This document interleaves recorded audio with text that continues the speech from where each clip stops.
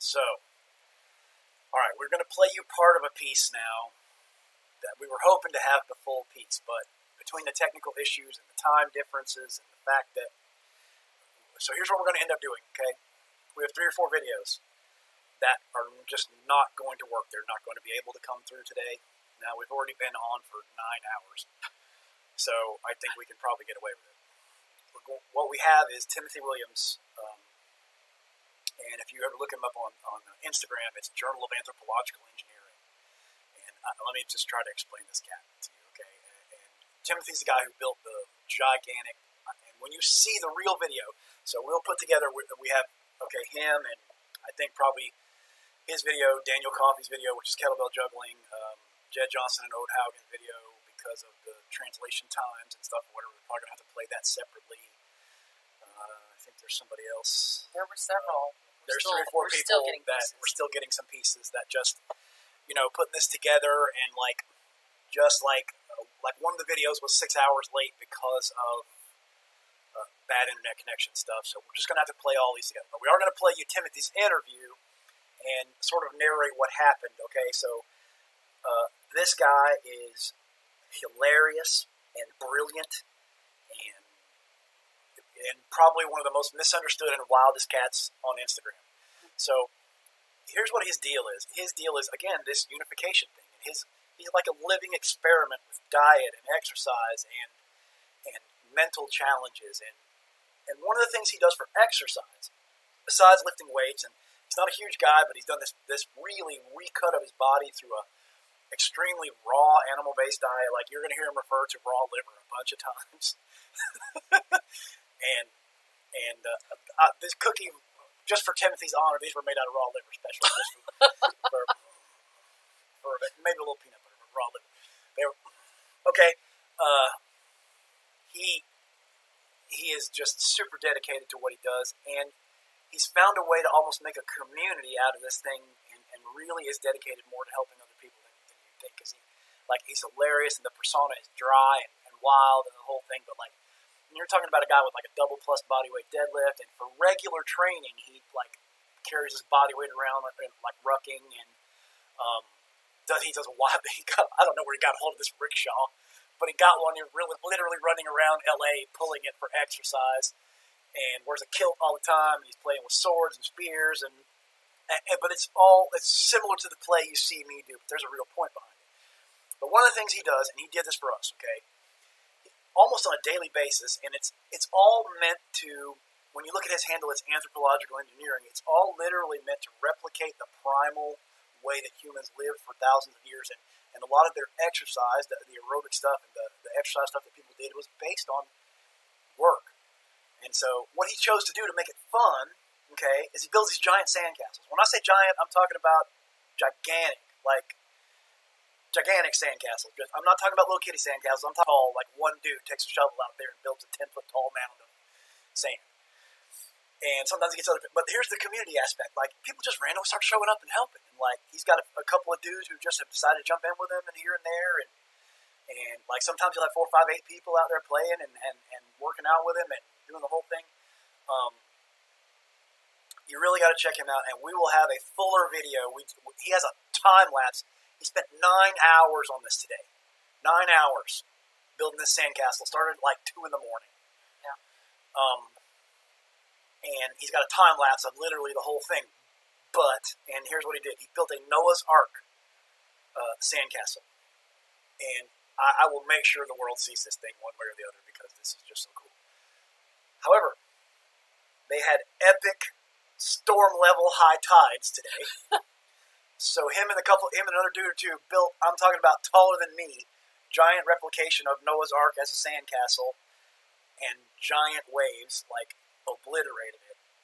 And he wanted to go along with the story of Noah's Ark, and when he talked about it a little bit, and he said he's going to do this in the interview, and later in the day, he literally 9 hours, he's like, this is a personal best for me, 9 straight hours of digging. He built a mountain out of the washed out sand. And with the idea being a representation of Noah's Ark and the difficulties and troubles that go through, and then the rebuilding and where the ark landed on the mountain in the story, and that was the whole thing. So he's a really wild dude, and we had a really nice time interviewing him. But listen, this guy is an intellectual beyond the he's kind of like several of the guys I've talked to today. They're a lot smarter. They come off as like total savages, but they are legitimately intelligent human beings and teaching you some cool stuff. So we're going to play the interview, but we're going to have the full thing for you next time where you can see the literal time lapse of it, and it's an amazing video. You can see it on Instagram right now. It's up on his Instagram, but we just cannot translate it into this live feed right now. So we'll watch this and then make sure you check it out.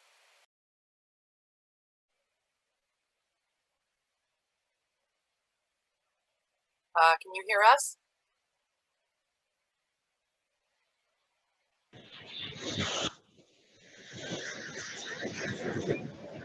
Hi, you guys there? Can you hear me? Yep, Yes, we sir. can hear you. Oh, fantastic. Can you see me? Not the video. We had the your single image. Oh, okay. There Here we go. Hi. Hi. Hi. Wow, okay. Wow, technology's working. That's a great Your start. background is so much better than ours. Really? All right, let me see if I can get my monstrous sandcastle in the rear view here. Heather, I don't know if Bud told you what happened. You just did, yeah. Yeah. It's actually kind of epic. It's a miracle that this did survive. I did keep the flower alive. And you see where that Jameson bottle is lying? Yes. Well, that's going to be the epicenter of a glorious mountain. And that flower, having survived all that it's gone through, is going up on the log on top of that mountain. And that's just what we do around here. That's awesome. All right, Man. that's incredible. Yeah. Thank you.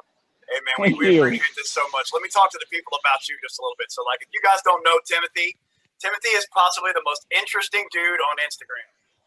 And evidently, and people don't get the absolute phenomenal exercise and humor and stuff that you do. So if you don't know, and you'll see in the whole footage that we're going to put together with this in a second, this wild man builds sandcastles just about every day on Venice Beach. And I'm not talking about little kid sandcastles. I'm talking about giant, like archaeological, 100 years from now, people are going to find them sandcastles. Like that, but larger. I say Noah's Ark, a giant one, in the midst of a That's tidal right. wave. That's right. I mean, we actually had flooding. I've never seen anything like it here. You know, every winter they put up a massive berm to stop freak waves. But we've had those freak waves like right now, and it's wiped out virtually everything. So this is very unusual, but it's just a clean slate to build back stronger. Right, and in response to this is the kind of guy Timothy is. This is what I love about him. They built this giant ark. The waves knocked it down, and in the true Noah's Ark story fashion, he's building a mountain right now with the idea of the ark has crashed, and now it's going to be on top of the mountain. The only thing that survived the waves was the flower on top of the ark. That's right. We had all kinds of passages. Oh, wait until you see it. There was a mast. We had bodyguards. We had all, flowers. Oh, here we go. But you see, still standing. Well, I didn't want to talk it up. It was pretty special, but until you see the pictures, you couldn't know. So it's fantastic. But that's just what we do here. It's very simple. The idea is just, build the tallest pile of sand possible, or the most perfect square, or just curve, circles, that kind of thing, and just see what you could do. It's incredible in those pursuit of those small objectives. Just get the flower as high as possible. You have to engineer everything, particularly yourself. I've gone through drinking a half gallon of raw liver shake when I'm here. It's the only way I'm still moving. There's a whole method to it.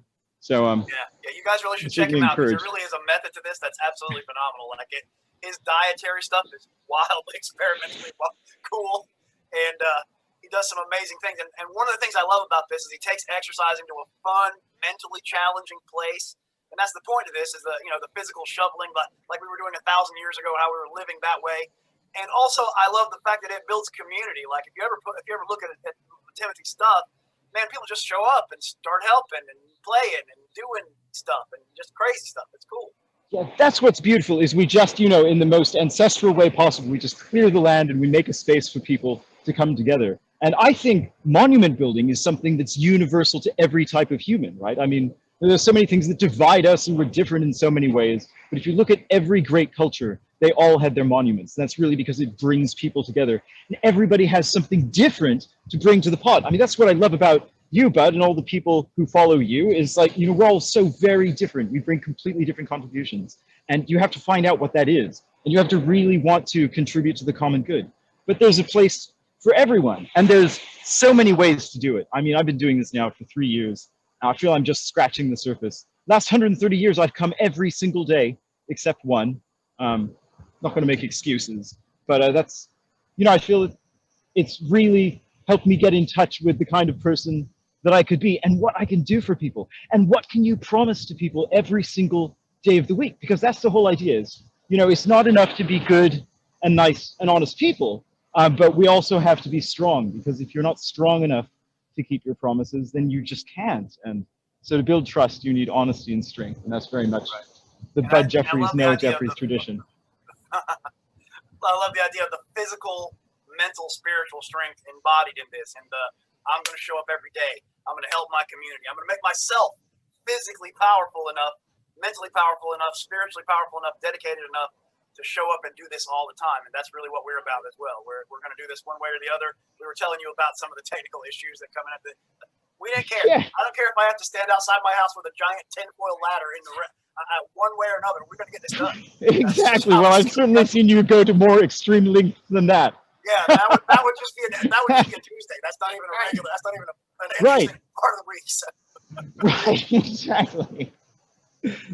No, that's right. I mean, that's a lot of what I love about what you do, but is it's so damned inspirational. It makes you realize that the failure is not, it's not that we're not strong enough or motivated enough. It's just, we don't have the really good ideas. But when you see something like, you know, you get the idea to, like, you know, throw a, you know, flaming clay pigeon and hit it behind the back with an axe while you're also doing kettlebell curls. It's like, you know, that stuff has inspired me to go out and do things in that very day that just, yeah, I never would have dreamed possible. But it's like, you know, you show the way, and that's how it should be. We should be feeding off each other's inspiration, and taking that to normal. You know, normal left the conversation with us a long time ago, but and I like that. I don't want to be, because what man has accepted now as normal is below par. Yes. We're so far below our potential, and if we can just show people that, man, you can do, and you're just this huge shining example of this. And I don't think people get the. Like, you have this massively dry humor that I just freaking love. Yes. That is just, like, especially like the other, like when I first started watching you, you still like talk to like an imaginary character like Nigel sometimes, or you had that. Yeah. And it was hilarious. Right, but, like, no, exactly. You're so much, like, you know, they people see you and they see me the same way. There's this wild guy who throws axes, this wild guy builds sandcastles and the whole thing. They don't get there's an intellectual thing behind this, that there's a whole driving point. And in the end all be all of the whole thing, it's how can we do the best we can be to help other people. Absolutely, because the brain lives in the body, you know, and I was always very much about the life of the mind, intellectual. Growing up, you know, I just thought, you know, it was a waste of time, athletics, all that, you know, should be doing something with your brain and that sort of thing. It's so obvious, you know, the brain lives in the body. And, you know, but there's no man who wouldn't be more effective if he could, say, add 100 pounds to his squat, you know, or, you know, accomplish some other kind of progression. We're really made to do this. People haven't seen your stuff. Like, you're way over double body weight deadlift, and you've done a massive series of experimentation with body composition, and like this crazy rickshaw and like rucking stuff where I think you took like body weight, and went, like, several miles. Right. I mean, just crazy. And Absolutely. Endurance, and all the sword play and spear play and all the others that right. I mean, that's kind of the cherry on top, right? Yeah. That's right. Yeah. That builds the physical contributes to the mental and the strength of the character too. Right. Well, I mean, I kind of think you can't hate fun. Like, you have to love to have fun, because it's very exciting to find out where your limits are. And, you know, only when we get stuck in, like when I'm out here on the beach, you know, in the rain, I got nowhere to go. All I could do is dig a shelter. And in that moment, you're like, oh, well, okay. I mean, once you accept the challenge, you just turn to get doing it. And, you know, it's incredible how much potential we have. And I feel like a lot of us are kind of sold a little bit short growing up, and we don't always have examples of how broad our possibilities really are. You know, we look to the previous generations and everyone's kind of about the same. So that's what we think is normal. But no, I mean, that if we could understand the story of our ancestors and how amazing they were, and the kind of, because we didn't spring into this planet, on our own, like out of nowhere. Like, we're made to be champions, and every one of us has these incredible survival skills. We've survived. Our lineages have survived billions of years since the first cell, every single time, reproducing, bringing new life into the world, carrying on. So it's really what we're meant to do. And it's just surprising more people don't go in for it. But, because it's fun. It's just fun. They're so locked into the softness of modern life, they don't see that. Like, that's a lot of what I've been exploring the last couple of years, is opening that primal. Like, you have innate knowledge in you about how to do stuff if you just try it. Mm-hmm. It's just literally ancestrally there. And you do amazing stuff if you just, like, I'm doing stuff today. And I had a very positive, as far as you can do just about anything, upbringing. Now, I don't think they intended for me to be throwing flaming axes and stuff, but you know what I mean? I had that, but there's such a deeper level to start unlocking, and it's just one layer after another of what we can do. And you see yourself. You got to realize, we come from the strongest beings on this planet who've survived for thousands and thousands and thousands of years. We're not meant to sit on couches and be boring. We're just not meant to do that. Our ancestors would be kicking our butt, and if you were living 1,000 years ago, the kind of stuff you do every day, that I do every day, well, that was just commonplace. That was just a common dude that had to do that way to work. And why can't we do it now? We don't have to do it now. We're in the softest, easiest time, most plentiful time of the history of humanity. Right. But isn't that precisely the challenge? It's a curse. I really believe that our goal is not to match the ancestors or live up to them, but really to exceed them, because we have advantages that they never had. Like, I can order bison liver from Wisconsin and eat a pound of raw bison liver every single day. I guarantee you many of our ancestors would have found that to be an enormous advantage. And yet, how many people will eat liver even one time, even though it's they haven't done the experiment. But we have so many advantages like that. I can look up books in ancient languages on the internet and write them in the sand. That's what I've been doing. I'm writing the Aeneid. It's 10,000 lines long. And in the process, I'm learning Latin.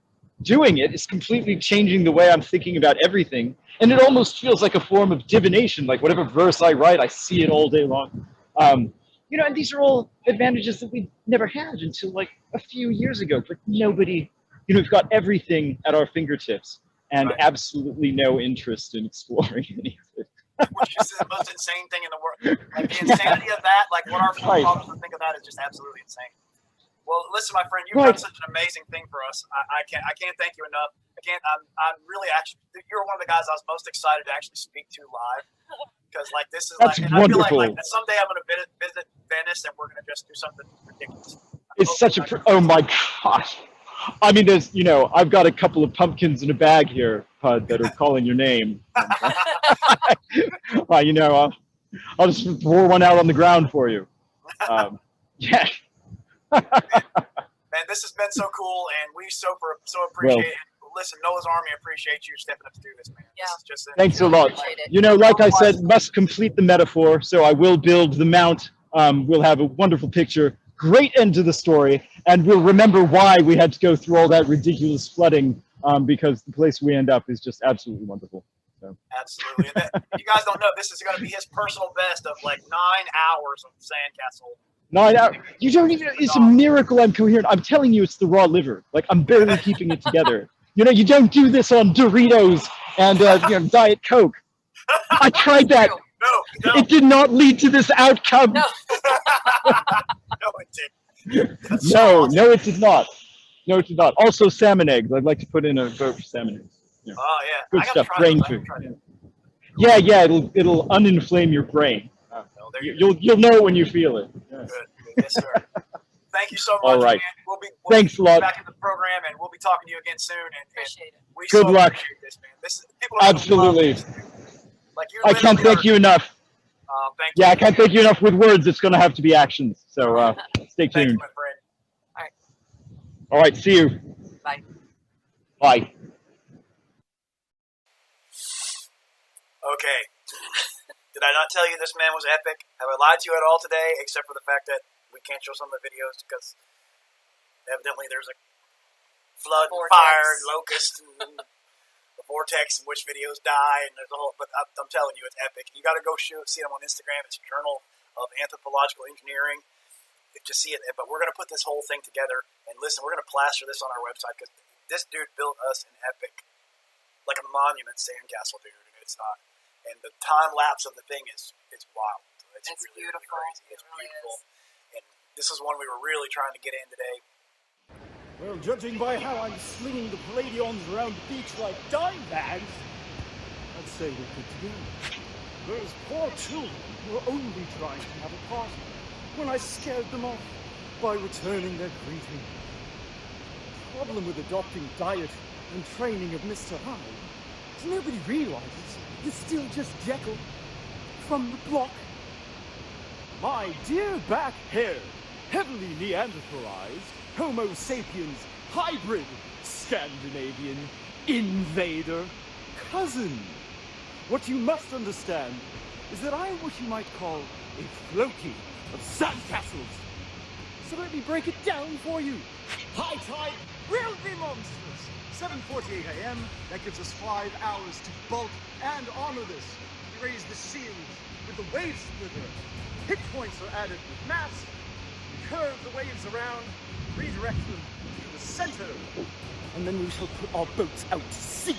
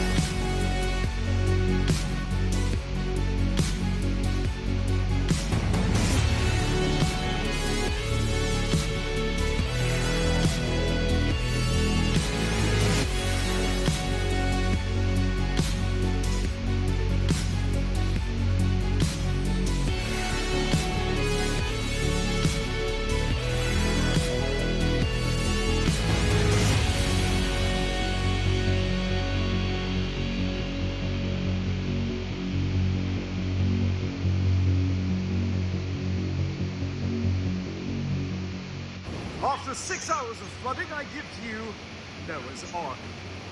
Yes, that is all that remains of our enormous pentagonal dreadnought and her many passengers. One flower. And as the floodwaters receded, they threw a log out to sea, and that log returned with the olive branch. A gift from you, Noah. Or instead of Ararat, they have blown off course to Attica, where a gigantic monument welcomed their arrival. Can you see it? Look more closely.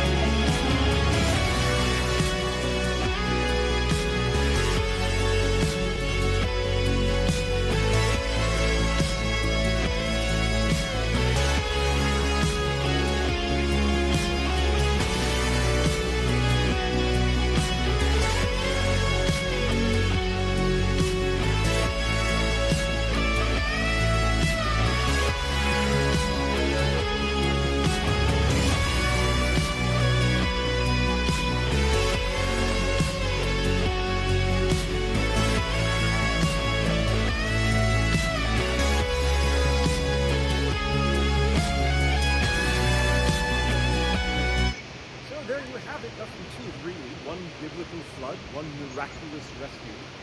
And whereas Leonardo DiCaprio nearly drowned, I bailed the damn thing out and shipwrecked us at the Blue Lagoon. Just saying.